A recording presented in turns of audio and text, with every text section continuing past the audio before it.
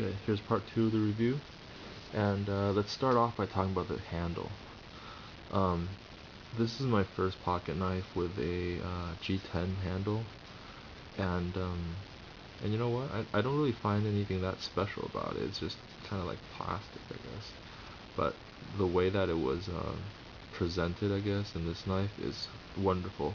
There's not enough good things I can say about this handle. It's G10 and it's very finely checkered. So it gives you this really nice grip on the knife. It's almost like if you've ever felt a cat's tongue or some other animals.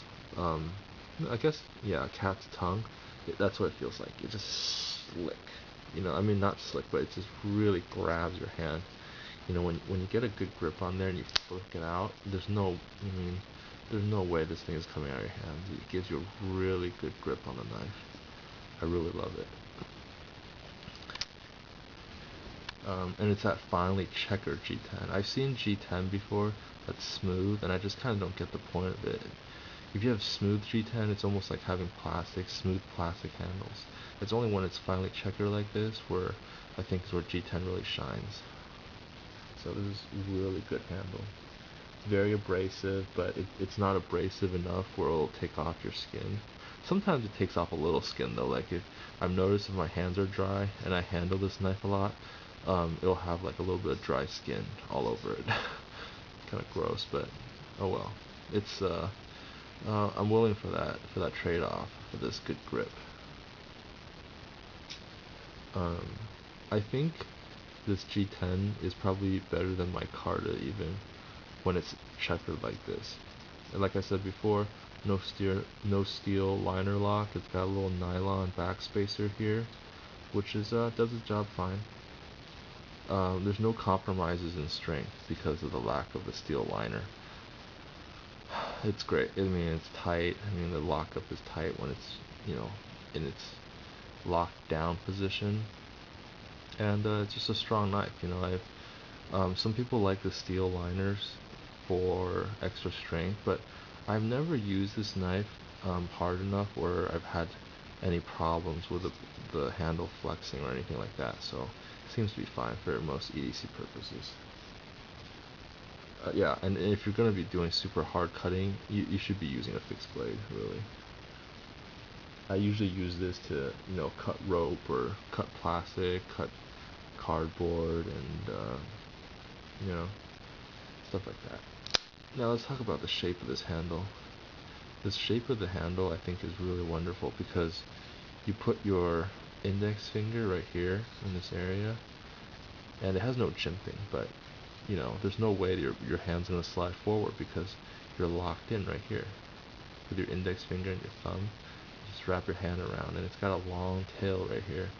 Kind of, you can wrap all your fingers around, and that is the best grip I think of any knife I've ever used.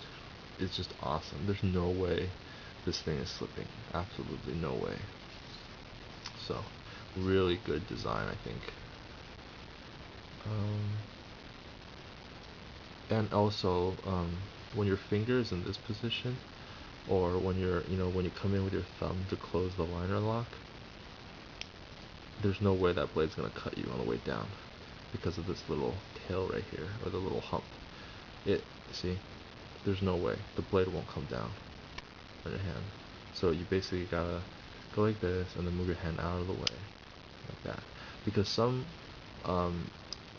liner lock knives, what you can do is you can actually close the blade too fast where you'll cut yourself a little bit on the top or right here.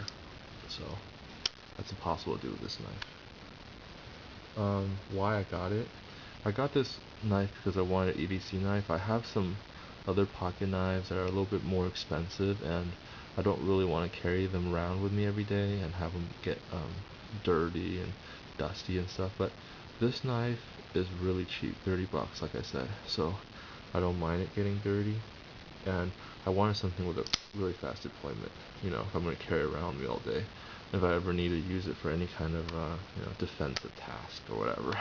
Probably not, but God, I can't say enough good things about that deployment. It's just so fast and easy. don't even have to think about it. I could do it with my eyes closed, in the middle of the night, in my sleep, probably. Just awesome. Okay.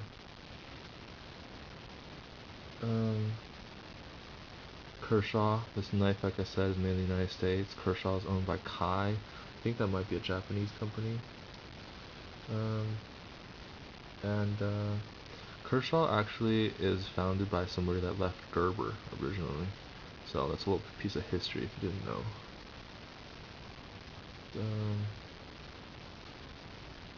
Okay. Let's talk about this edge.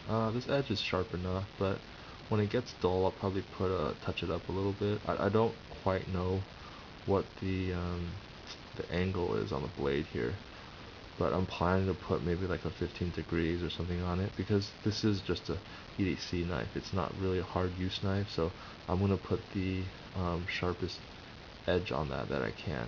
And this is a pretty good steel where it will hold a good edge and not break. So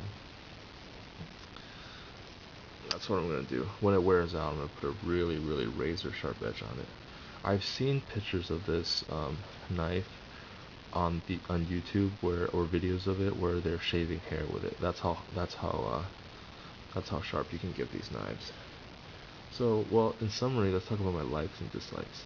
My likes: fast deployment, good blade shape, has a good belly there for slashing, and it has a pretty decent point for any kind of puncturing attacks, or if you gotta get in a cardboard box or plastic or something like that. Other likes. I like how it's sharp. I like the decent steel for this low price point.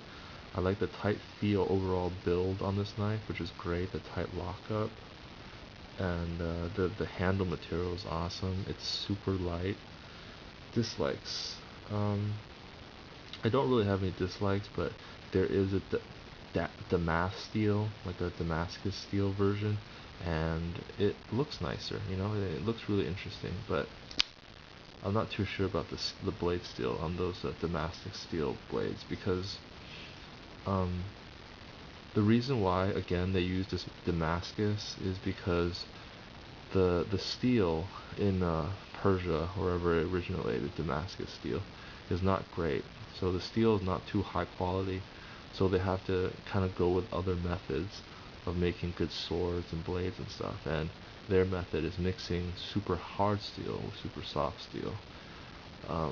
Any modern day blade steel, one piece design like this, where it's one uniform kind of steel, will outperform any Damascus steel any day. So just a little bit of history there. So yeah, that knife looks really nice, with that pattern welded design here. But yeah, I didn't get it. It wasn't that much more expensive, only 50 bucks or something, but I just didn't get it because I wasn't too sure about how that would hold up under use, any kind of use. But I might get it later on, just because I like this knife so much. Anytime I like a knife a lot and it's really cheap like this, I like to get multiple copies, just so I can have them for the future. My concerns about this knife: none. It's cheap. You can replace it if you damage it really bad.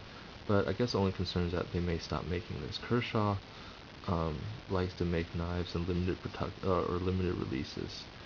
So sometimes knives can go away without much fanfare, I guess. And I haven't seen that much support for this knife yet, so it's not like a leak or something where everybody loves it. So hopefully they won't get rid of it, but you never know. Use experience. Haven't used it too much lately. I have used it a couple times to do simple cutting tasks, and it performed pretty well. So, okay, that's my review of this knife. Hope you guys enjoyed it. Goodbye.